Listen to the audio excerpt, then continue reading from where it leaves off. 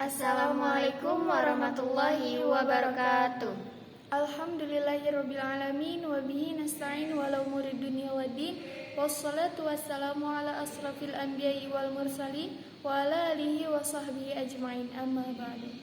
Yang saya hormati Ibu Dewi Lestari, MPDI, selaku dosen pembimbing mata kuliah Ulumul Quran pada semester 1 kali ini.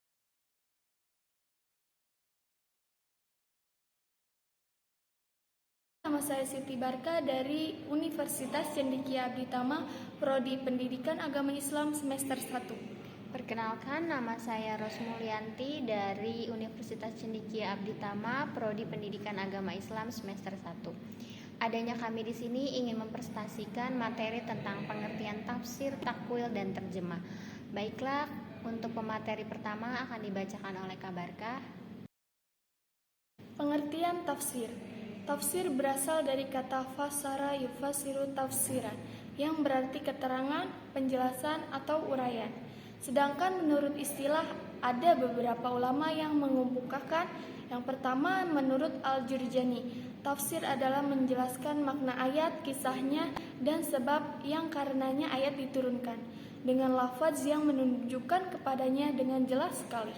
Yang kedua, menurut Az-Zarkazi, ialah suatu pengetahuan yang dengan pengetahuan itu dapat dipahamkan kibullah yang diturunkan kepada Nabi Muhammad SAW, menjelaskan maksud-maksudnya, mengeluarkan hukum-hukumnya dan hikmahnya. Yang ketiga, menurut Al-Kibli, ialah mensyarahkan Al-Quran, menerangkan maknanya dan menjelaskan apa yang dikehendakinya dengan nasnya atau dengan isyaratnya ataupun dengan najwahnya.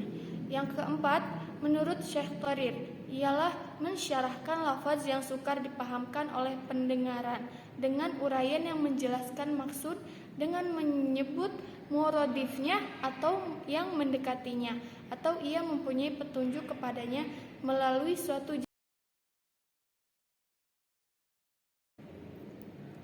Pengertian takwil. Pengertian takwil menurut istilah mufassirin adalah memalingkan nas-nas Al-Quran dalam as-sunnah yang mutasyabihah dari maknanya yang dhahir kepada makna-makna yang sesuai dengan kesucian Allah dari yang menyerupai makhluk yang berlainan dengan makna yang diberikan oleh ulama-ulama salaf, yaitu menyerahkan pengertian-pengertian nas itu kepada Allah sendiri tanpa menentukan suatu makna. Pengertian terjemahan. Kata terjemah berasal dari bahasa Arab. Tarjama yang berarti menafsirkan dan menerangkan dengan bahasa yang lain. Fassara wa saraha bilisanin akhar. Kemudian kemasukan tak marbutah menjadi al-tarjamatun yang artinya pemindahan atau penyalinan dari suatu bahasa ke bahasa lain. Naqal min ligotin ila ukhra. Sedangkan menurut Abu Al-Yaqzan, terjemah adalah memindahkan suatu pembicaraan dari suatu bahasa ke bahasa yang lain dengan tidak menerangkan makna asal dari pembicaraan itu tadi.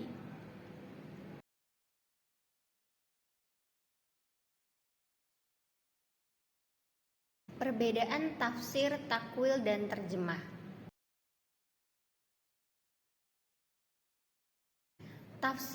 Tafsir adalah menjelaskan makna ayat yang kadang-kadang dengan panjang lebar, lengkap dengan penjelasan hukum-hukum dan hikmah yang dapat diambil dari ayat itu, dan seringkali disertai dengan kesimpulan kandungan ayat-ayat tersebut.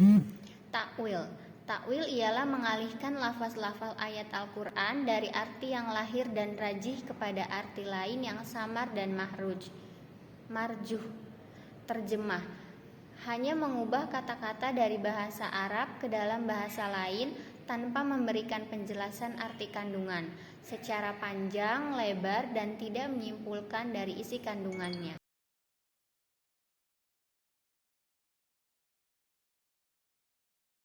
Kebebasan dan keterbatasan tafsir.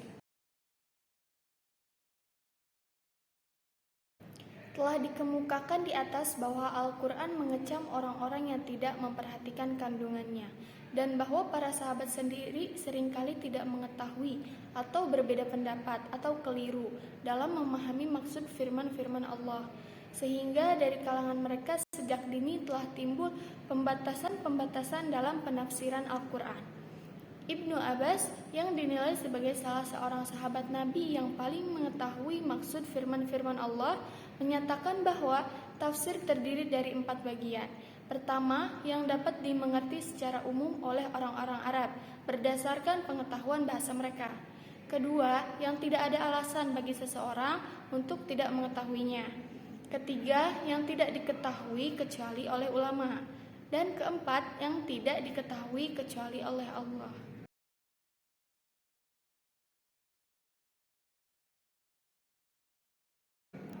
Klasifikasi tafsir.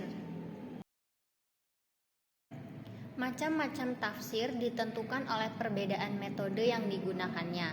Perbedaan ini selanjutnya menjadi argumentasi bagi variasi pendekatan sesuai dengan substansi kajiannya masing-masing. Secara klasik, metode tafsir dibedakan ke dalam 2 bagian besar, yaitu tafsir bi'al-riwayah dan tafsir bi'al-dirayah. 32 dari paduan kedua metode itu, lalu muncul 4 metode, yakni tafsir tahlili, tafsir ijmali, tafsir mukaran, dan tafsir maudhi'i.